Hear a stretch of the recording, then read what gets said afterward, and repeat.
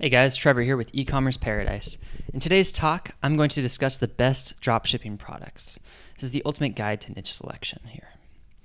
So the most common question I get whenever I start talking to somebody about choosing a niche for their dropship store is, where do I start? And that's valid because when you're first getting started with dropshipping, it is extremely difficult to understand niches, to understand markets, to understand people, and to understand just where to start, what to choose, do I niche up, do I niche down, all that stuff. So I'm going to discuss all that in this video. So the key here is to keep it simple. Start by building one niche store, and we'll get into what a niche is right now. So what is a niche? Well, it is a specific segment of a market of people interested in something. So simply put, someone who has a problem and needs a solution. So when you look at marketplaces, you'll be looking at different types of people and where they are in life, and you'll be looking at what their interests are. So the different types of people is basically known as demographics. And the demographics you really want to target with niche dropshipping are the upper middle class, people with disposable income. This could be millennials, this also could be baby boomers, and this could be Gen X. It doesn't really matter, but as long as they're in the upper middle class and they have disposable income to spend, that's who you're targeting with your dropship niche store. And the psychographics, this really depends on the market that you're attacking, that you want to get into. So you can use a tool like Facebook Audience Insights or just Google, or you can use tools like eBay and Amazon to figure out what the people who are looking for those products are also interested in. And each of those stores should give you cross-sell product ideas, and Facebook Audience Insights will give you Facebook pages that are related to the interests that you initially put into the tool. So you need to discover what the main interest is and then what their other interests are, so that you understand the marketplace fully and you understand the niche. Because a niche isn't a product; a niche is a segment of people, and that's the key here. You're offering a solution to someone who has a problem. And those people have needs and desires, and if you can meet those needs and desires, then you can have a business. So I have a question for you guys. What is a product really? Think about that. It's really important, because if you can get to the core of what a product is to the marketplace, to the people, then you can create a good business. The answer is that it is a solution to a problem. And it's super simple, and it's key just to understand the basic concept that all a product really is a solution to a problem. So when you're selling that product, when you're marketing that product, if you can just focus on the fact that you're solving people's problems with that product, then you can sell the benefits and the solutions rather than the specs or the product description. So with that being said, there's different types of products that you can offer in your dropship business. I'll get into those right now. So here's the different types of products. You'll first start off by researching and selling front-end products. So these are the main products that you see in any e-commerce storefront. It's the ones that people buy because they need a solution to their problem, so they figure that that's the one product that will solve their problem. But then you have cross-sell products. And cross-sell products are super cool because they're complementary products that your customers will find useful to get along with the front-end products. So for instance, if you're going to sell, golf clubs, maybe you want to sell golf balls along with that.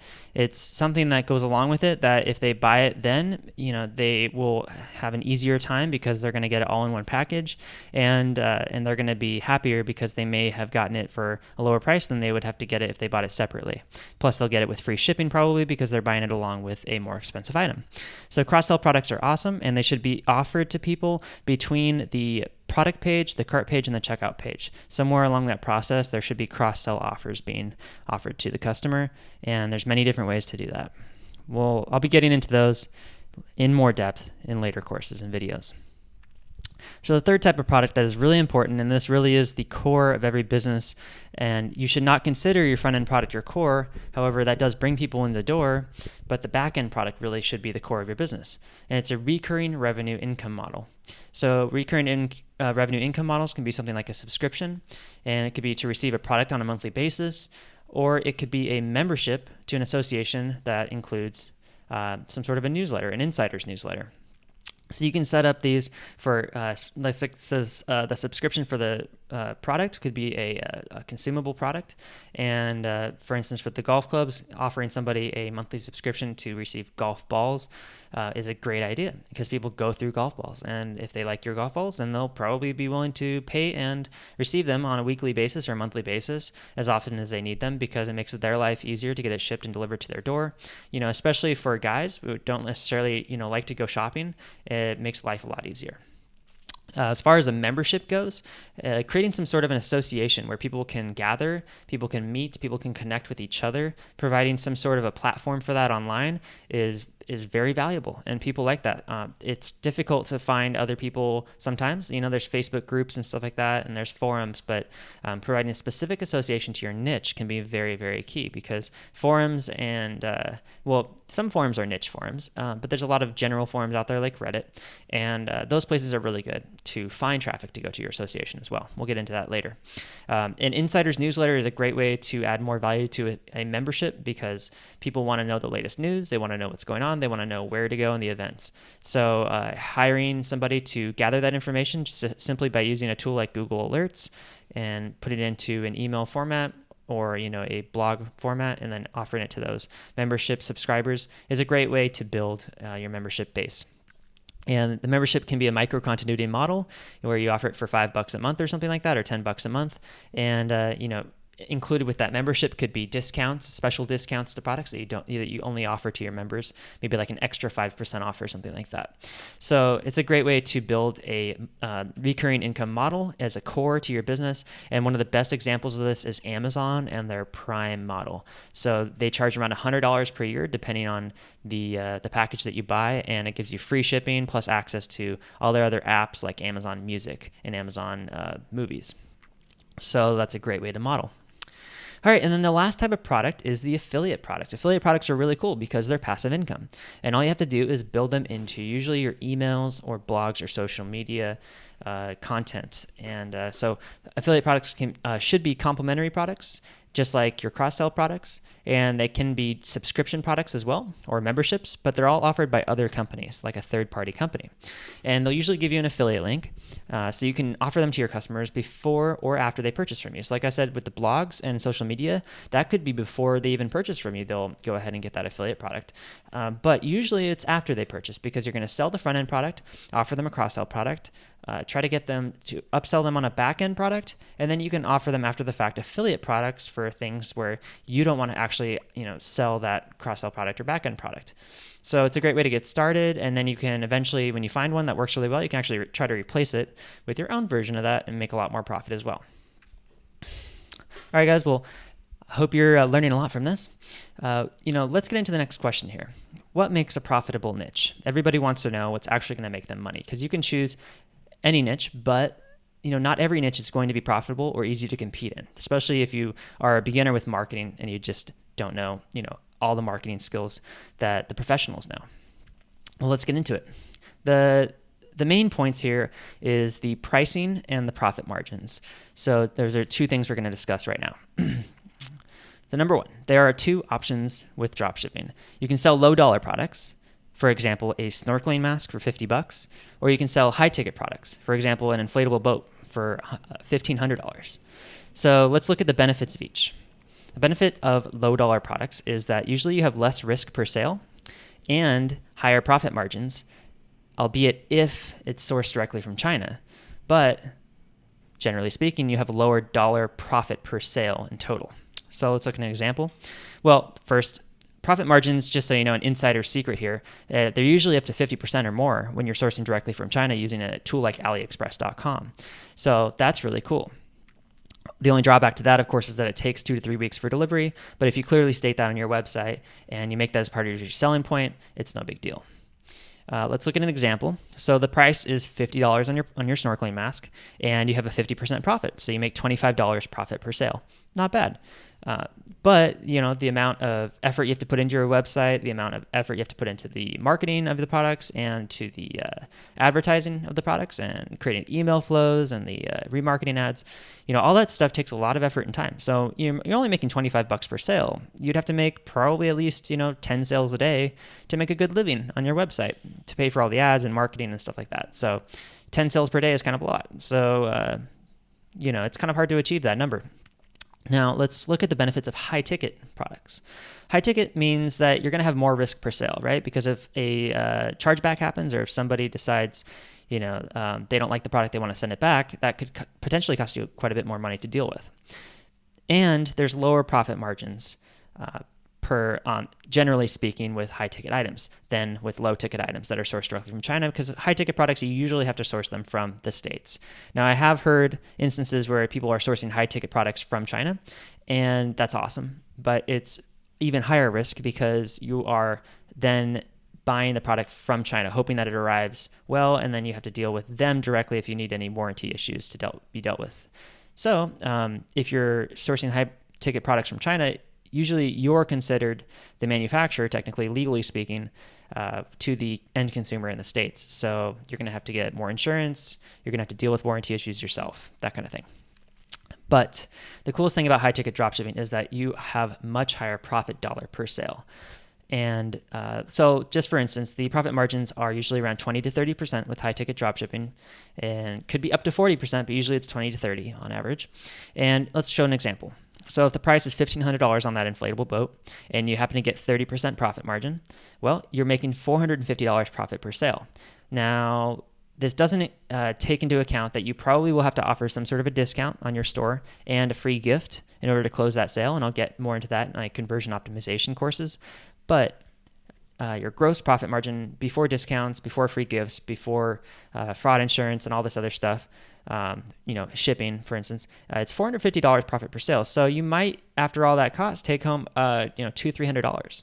So it's pretty cool, and definitely a way better way to make enough money through your efforts to be able to afford a nice lifestyle. So that's why I like high-ticket dropshipping. But which one would you rather do? And maybe it's not even a rather. Maybe it's just which one do you have to do? Because if you have bad debt or bad credit because of past debts, you may not be able to get a high enough credit card to be able to buy the merchandise when you get the sale, and you need that. So it depends on who you are and where you are in your life. But the key here is that if you're getting into business, you should have good credit. And if you don't, then you need to work on that. You need to get your credit established, and I'll make a separate video on how to, reestablish your credit after you get out of debt. And it's okay to be in debt. It's just important that you pay your bills on time. So let's just talk about which one would you rather do at this point, right? So is it $25 per sale or $450 per sale? Well, for me, it's high-ticket dropshipping. That's what I do. That's what I've been doing for the last half decade, and it's been working brilliantly. Every single sale we get, we make somewhere between the lowest end point on the price is like $50, all the way up to $1,000 per sale. So it's really cool. So I recommend high-ticket dropshipping.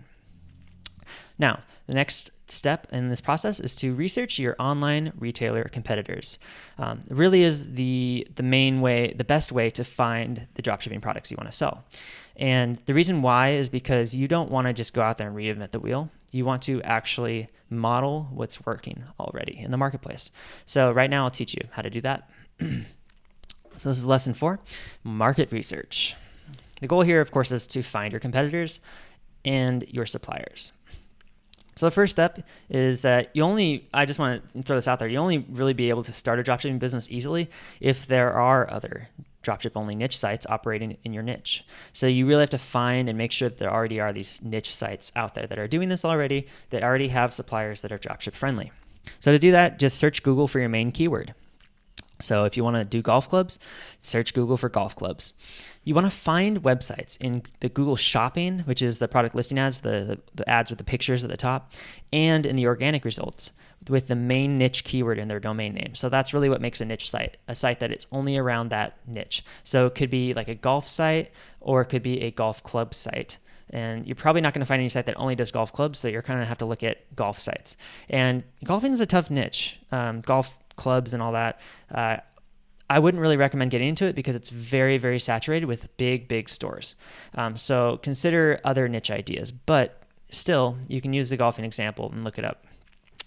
And what you really want to find is a niche site that has at least 5 to 10 different brands on their website, because if they only have one or a couple brands, it could be the manufacturer that makes that one or two or three different brands selling direct to the public. So it may not even be an online retail site. So the way you determine if it's an online retail site is if they have at least 5 to 10 different brands on their website or more, and then it's a retailer. It's just like a Best Buy or a Walmart with all these different brands that they sell. So the next step here is determining that it's a dropship friendly niche. You have to see if they have an address on their website. And if they do, you have to see if it's a home or apartment or mailbox. If it is, then they are dropship, and it is a dropship only niche site, and it's a dropship friendly niche in that case with dropship friendly suppliers. Here's a big tip though. You do not want to enter a niche that only has big box stores selling. So like the golf niche, for instance, has a lot of these big box golf stores.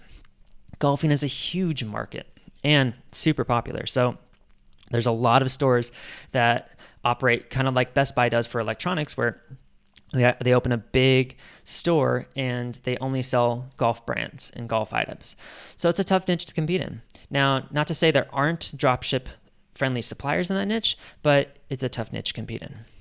So once you determine that there are at least 2 to 3 different niche sites in that niche that have dropship only suppliers that are dropship friendly, you can model them and you can get accounts with their suppliers. So again, you're not going to be reinventing the wheel here. You're not going to be trying to find suppliers through supplier directories or anything like that. You just want to find suppliers on websites that already have dropship friendly suppliers. It's that simple.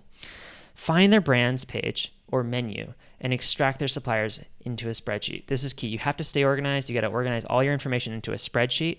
So make a spreadsheet. If you don't know how to use spreadsheets, I recommend getting set up with Google Sheets. Google Drive is free, and they have a tool called Google Sheets, and it's free to use and it's super fast. And then the next step is to extract their categories into a spreadsheet and get ready to build your website. So once you have their suppliers and all their categories, the different categories of products,